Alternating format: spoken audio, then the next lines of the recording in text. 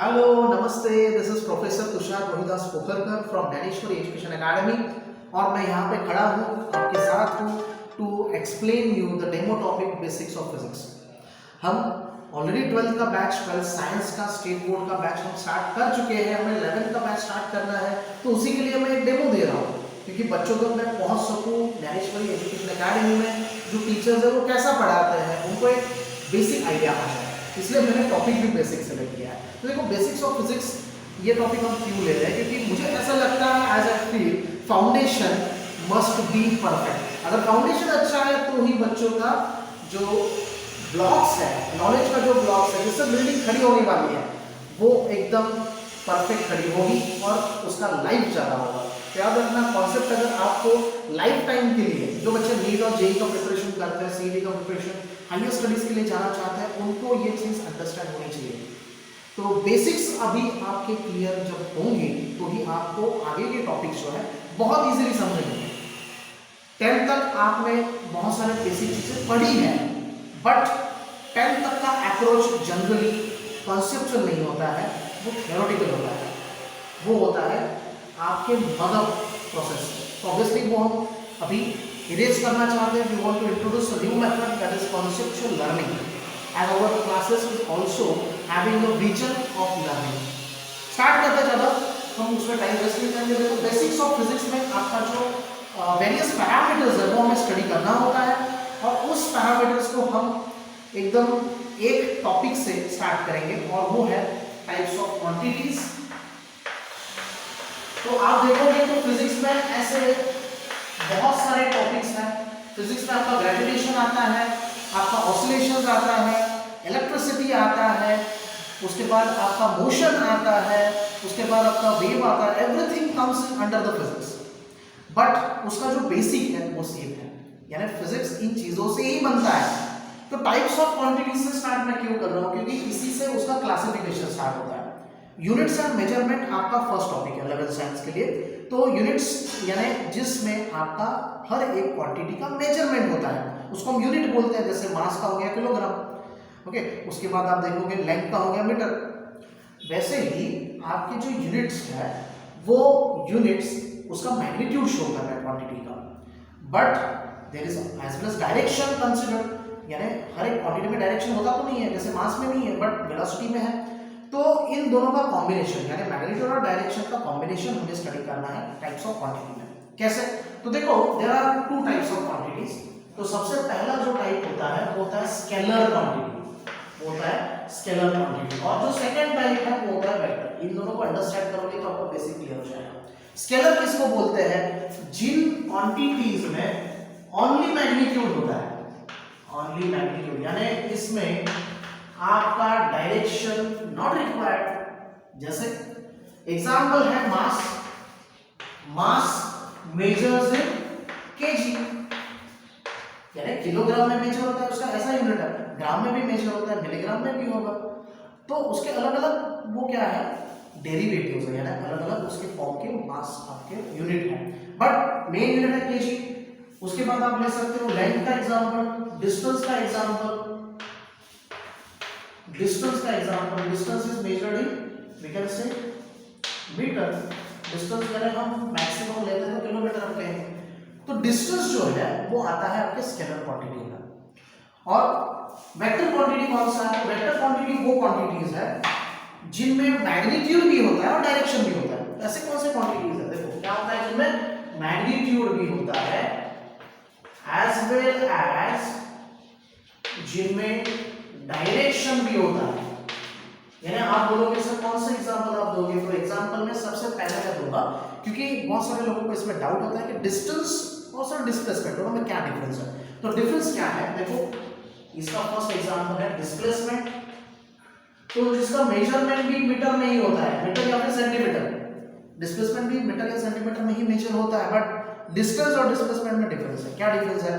Distance हम किसको बोलते हैं, यानी एक एग्जांपल आपको देता हूं। देखो ए से मैंने स्टार्ट किया मेरा जर्नी, मेरा घर है ए पे, मैंने यहां से स्टार्ट किया, मैं स्ट्रेट गया, फिर मैं मुड़ा राइट साइड में, फिर से लेफ्ट में आ गया, फिर से मैं अपवर्ड डायरेक्शन में गया, फिर से मैंने लेफ्ट ले लिया और फिर मैं अगेन मेरे घर पे पहुंचा। देखो मैंने ए से स्टार्ट किया, बी तक पहुंचा, सी तक पहुंचा, डी तक पहुंचा, ई तक पहुंचा, एफ तक, A B C D E F, ये मेरा क्या है, ट्रैवल का पाथ है, ये मेरा पाथ है। तो टोटल पाथ लेंथ जो होता है ना, टोटल पाथ लेंथ, यानी सपोज मैंने यहाँ पे एक पर्टिकुलर 2 किलोमीटर ट्रैवल किया, यहाँ पे मैंने 1 किलोमीटर ट्रैवल किया, यहाँ पे मैंने 500 मीटर ट्रैवल किया, यहाँ पे मैंने 250 मीटर ट्रैवल किया, यहाँ पे फिर से 250 मीटर मैंने ट्रैवल किया, यहाँ पे 100 मीटर ट्रैवल किया। तो देखो आपका 2 + 1 3, 3 + 500 यानी 3000, इसको मीटर में अगर मैं कहूँगा तो 3500 किलोमीटर, 3500 के बाद 3750, 4000 मीटर एंड 4100 मीटर। ये क्या आ गया आपका 4100 मीटर, यानी ये आपका क्या है 4100 मीटर, ये आपका है डिस्टेंस, ये आपका है डिस्टेंस। और फिर आप बोलोगे फिर सर आपका डिस्प्लेसमेंट क्या है? डिस्प्लेसमेंट का एग्जैक्ट मीनिंग है the shortest path, the shortest path between the starting and end of the journey, starting and end of the journey. ऐसे सिंपल वर्ड्स में मैं आपको बताता हूँ, यानी स्टार्ट एंड एंड के बीच में जो शॉर्टेस्ट डिस्टेंस है उसको हम बोलते हैं डिस्प्लेसमेंट। तो अभी आप देखोगे तो हमारा जो जर्नी है वो स्टार्ट हुआ था ए से, बी तक गया, सी तक गया, डी तक गया, ई तक गया, एफ तक गया और फिर ए तक वापस आ गया होगा। तो अभी आपका जो स्टार्ट पॉइंट है और आपका जो एंड पॉइंट है वो यहाँ पे क्या है, सेम है, यहाँ पे क्या है, सेम है। इसका मतलब आपके जो शॉर्टेस्ट डिस्टेंस है वो ऑब्वियसली कितना होगा, 0 होगा, इट विल बी 0, टोटली 0, क्योंकि वापस वहां पे आ गया होगा।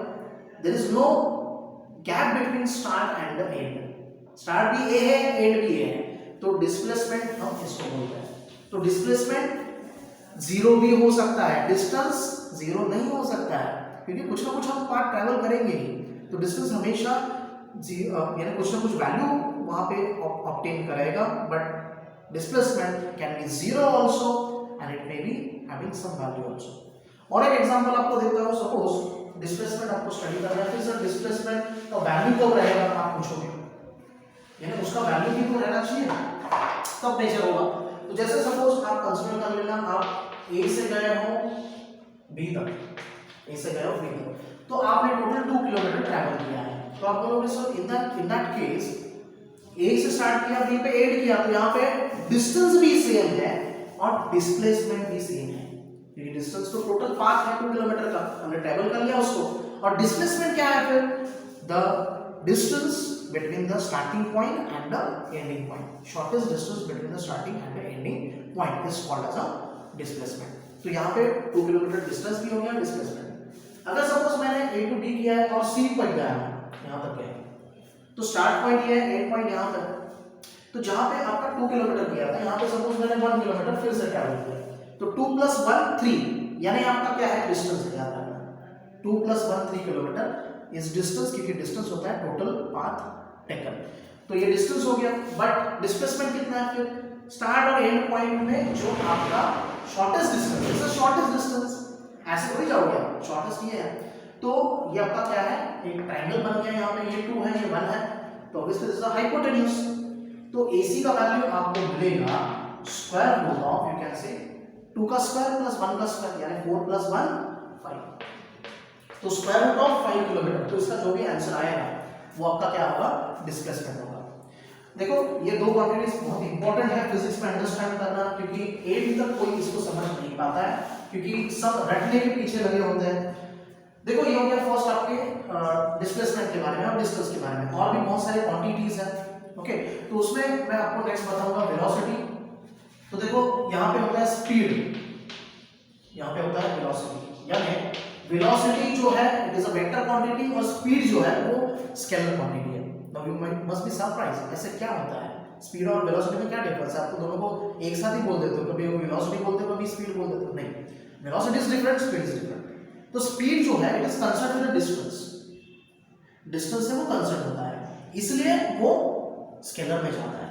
यानी कोई भी हम बोलते हैं ना स्पीड है, एक पर्टिकुलर व्हीकल का स्पीड है भाई 80 किलोमीटर पर आ रहा है, हम ऐसा नहीं कहते कि इस डायरेक्शन में, बिकॉज फिजिक्स उसको कैन से एक्सेप्ट नहीं करता है, उसको जरूरत नहीं है, स्पीड को जरूरत नहीं है डायरेक्शन की।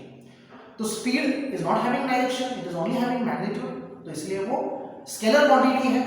और आपके वेलोसिटी में क्या होता है, तो वेलोसिटी के टर्म्स में आप बोलते हो वेलोसिटी है, पार्टिकल का वेलोसिटी है, इस पर्टिकुलर प्लेन का वेलोसिटी है, but which direction, north west, वो भी रिक्वायर्ड होता है।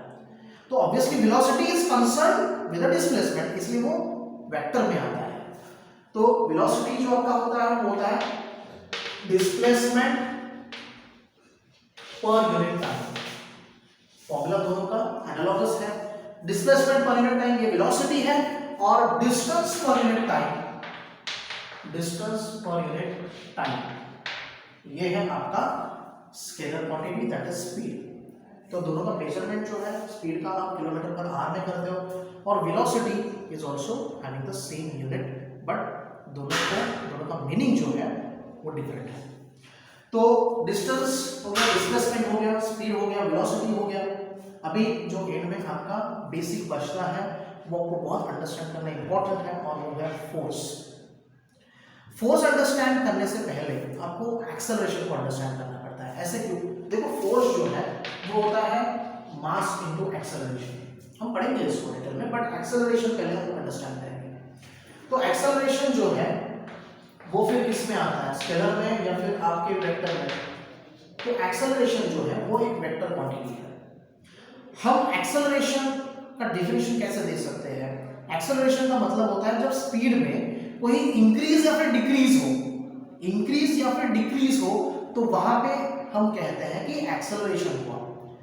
तो जब आपका स्पीड इंक्रीज हो रहा है, यानी एक स्पीड है सपोज 5 किलोमीटर पर आवर है, 5 किलोमीटर पर आवर है, और वो स्पीड इंक्रीज हुआ towards 10 kilometre per our, 10 kilometre per our, यानी स्पीड इंक्रीज हुआ, तो वहां पे हम कहते हैं कि एक्सेलरेशन हुआ, यानी आपका स्पीड बढ़ गया।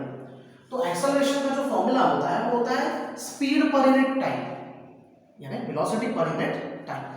तो वेलोसिटी पर यूनिट टाइम अगर आप यहाँ पे कैलकुलेट करोगे तो वेलोसिटी यानी चेंज इन वेलोसिटी, क्योंकि वेलोसिटी तो चेंज हुआ है, तो चेंज इन वेलोसिटी यानी final velocity 10 minus initial velocity 5, यानी जिसको हम लिखते हैं ऐसे a is equal to v minus u upon t, यानी final velocity is indicated by v, initial velocity is indicated by u।